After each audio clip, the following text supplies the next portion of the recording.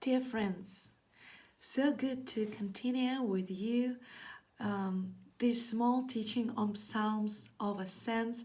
With God's help, with His grace, we are ascending, and I really hope that you are encouraged, that you are uplifted, and that you discovered some new meanings from these precious words and from these psalms that are literally our psalms to be and to become, because the same we are singing as well the songs to our God, the same we pouring out our heart in front of Him, we are connecting to Him, and we are so as one with Him. And I believe that these songs, they really coming deep into our hearts, and they're giving the birth of something new and some maybe deeper relationship and deeper view on who our God is and how we can approach Him, how we can uplift our soul to Him, and how He desperately desire to be with us and to really reveal Himself to us who He is. So let's continue Psalm 132. Actually, if you go back to the second Samuel chapter 7, you will be surprised actually that this song is very much the same what David has prayed before the Lord in the second Samuel chapter 7. This is the time when he wanted to build. Actually, he was so passionate about building the house and building something bigger than just the tent for the for the ark of the Lord, and he just like was terrible, like thinking, I'm living at the house, I'm having the roof under my head, but the ark of the presence of the Lord, or in Hebrew it said that Aaron Kodesh, and something that contains the sanctified things, and where God revealed His presence to the priest and to the to the David. He was like all about to build something more, just the tent, for the ark of covenant, for the ark of the presence of the Lord. And it's a beautiful, beautiful dialogue, actually. It's a beautiful action. It's a beautiful uh, describing of God's reaction on desire of David's heart. It's so interesting. Sometimes we think that we are only one who are pursuing the Lord, who are trying to please Him, who are trying to bring sacrifices, bring our offerings, bring our heart and our life to Him, and we are the only one actually who are pursuing Him. But in reality, in fact, He is always the one who starts and initiating the intimate relationship with us, who initiate this chasing, who initiate this, love towards us, and the same like.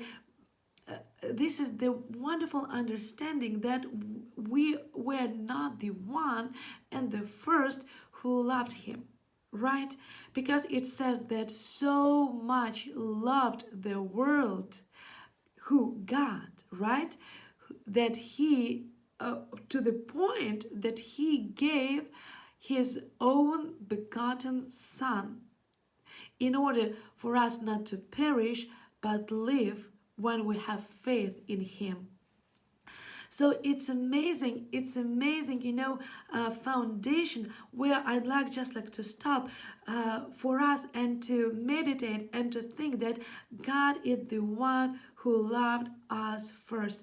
God is always the one who starts, initiates, and who is all for revealing himself, because we were not created by ourselves. We were not the one who gave the life to us, right?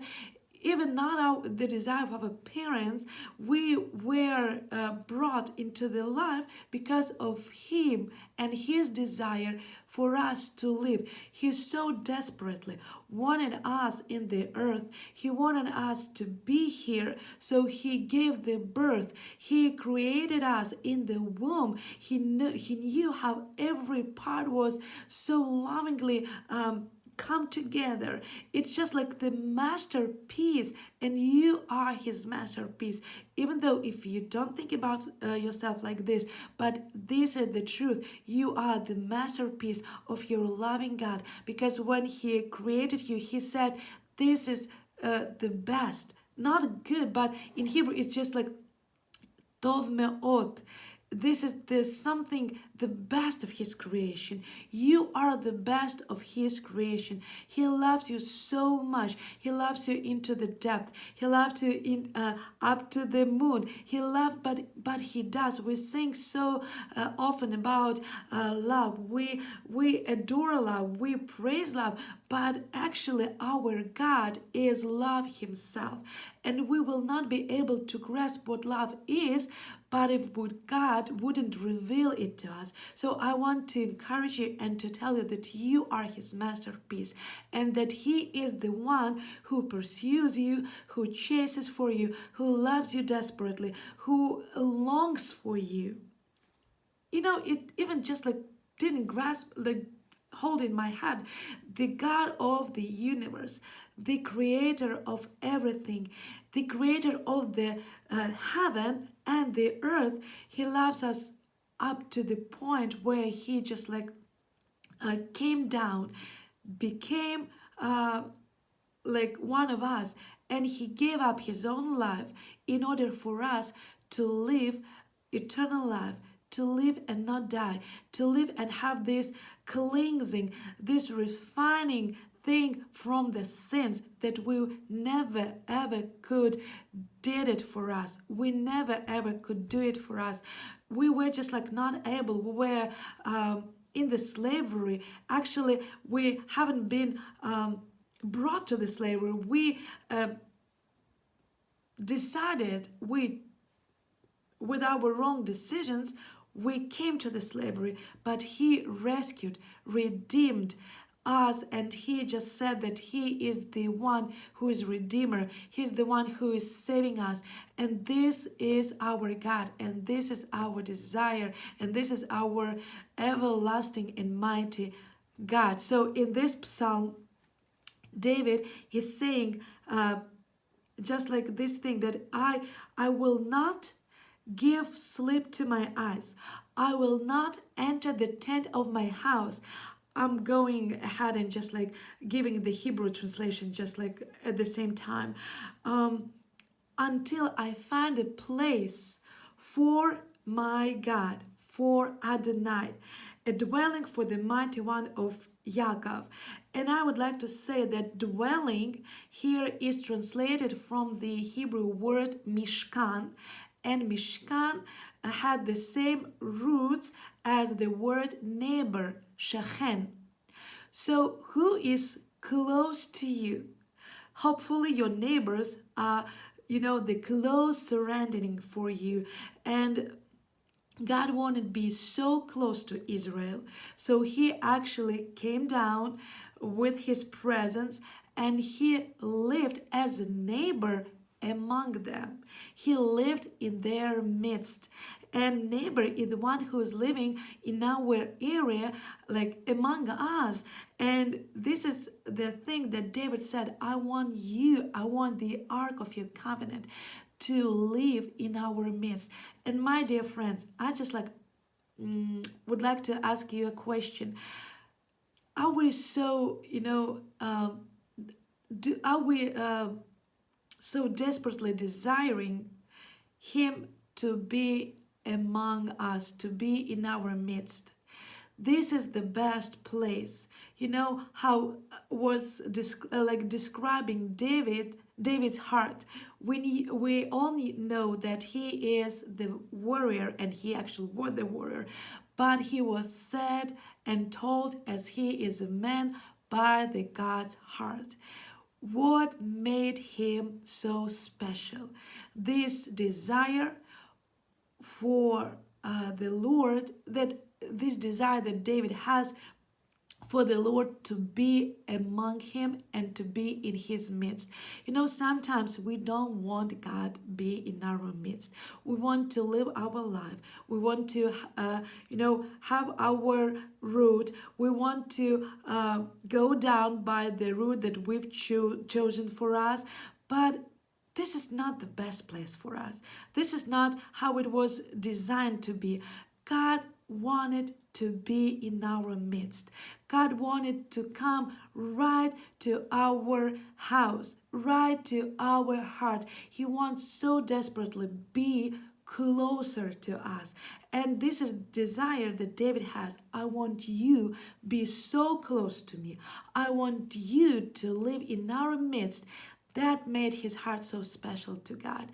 This desire to have this close relationship to and he lived and he sinned and he did wrong, and well, he was a human as all of us are, but he has this desire. So I just like would like us to look down to our heart and just like look deeper and start having this desire for our God to come and live in our midst. And then David says, like, rise up, Adonai, rise up, Yahweh, to your resting place. And resting place is translated from the word mincha. Mincha was one of the kind of sacrifices and offerings that were in the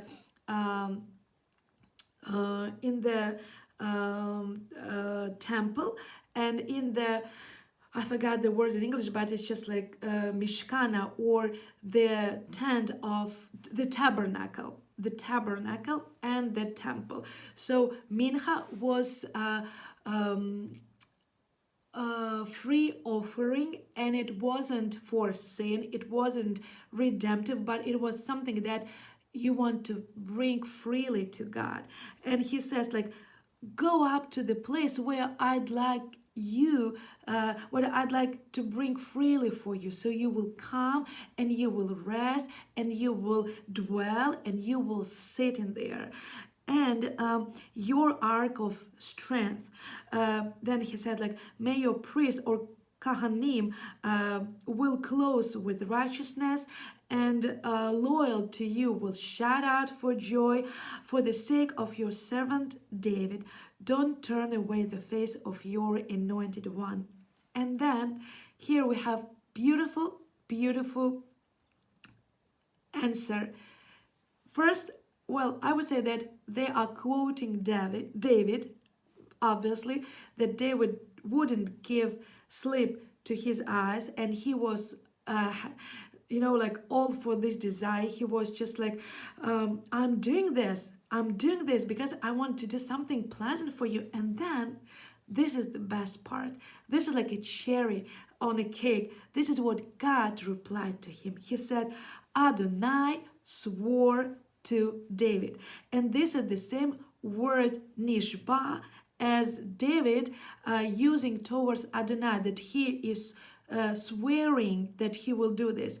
And then God is swearing back to David that one of the sons from your own body I will set, or I will place on the throne for you, or on your throne.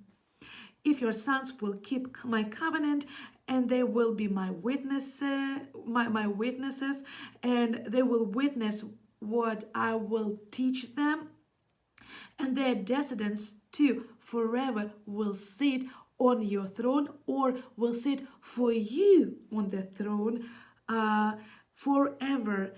And then he said, like, for Adonai has chosen Zion.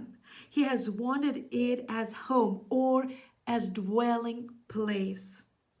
This is my menuchati. This is my place where I've chosen to be at. And he says, like, about Jerusalem, that he will fill with abundance of food, of bread, the citizens of Jerusalem, and he will bring salvation to he will clothe with salvation the priest, and his faithful will shout for joy.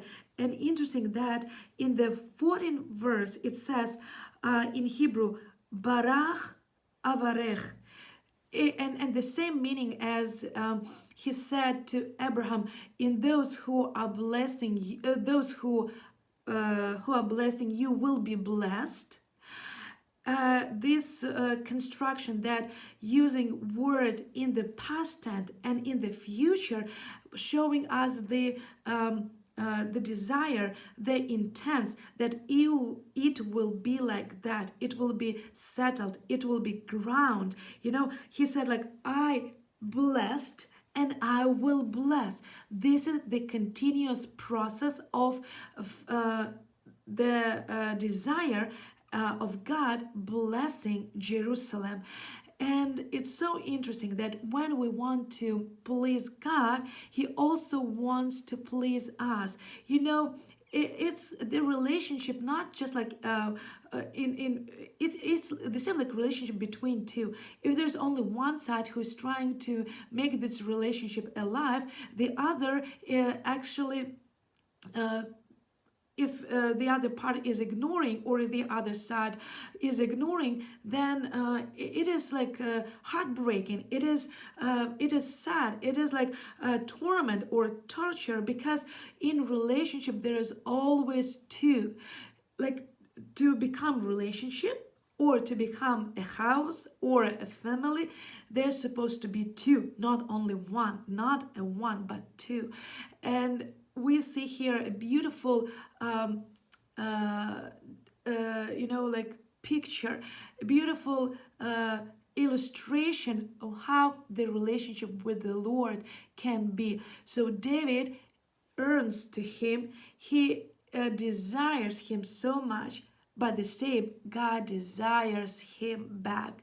He desires, and he is blessing. So David is saying that I'd like to build a house for your presence, where we could worship you, where we can bow down before you, where we would like to worship and bow down before you. But God is saying, I want to establish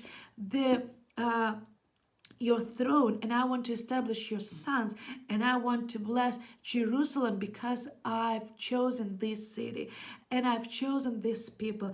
And he's saying that he will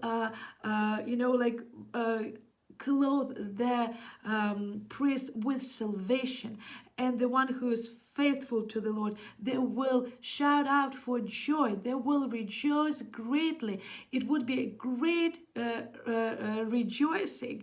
So I encourage you, my dear friends, like, see how just like from this psalm, from this song, just like look the relationship that God wants to have with us, and that He is the one who is chasing, who is pursuing us, who desires to be and reveal Himself in us, because only in His light we're able to see. Without Him, there is nothing.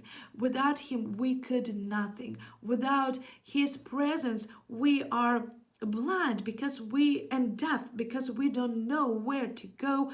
We are not able to distinguish in between things, and He wants so badly to guide us, to pursue us, and to reveal Himself in us. So let go up to Him, let rise up to Him, and we will see how He is coming to see us. He is coming towards us as well. Be blessed, my dear friends.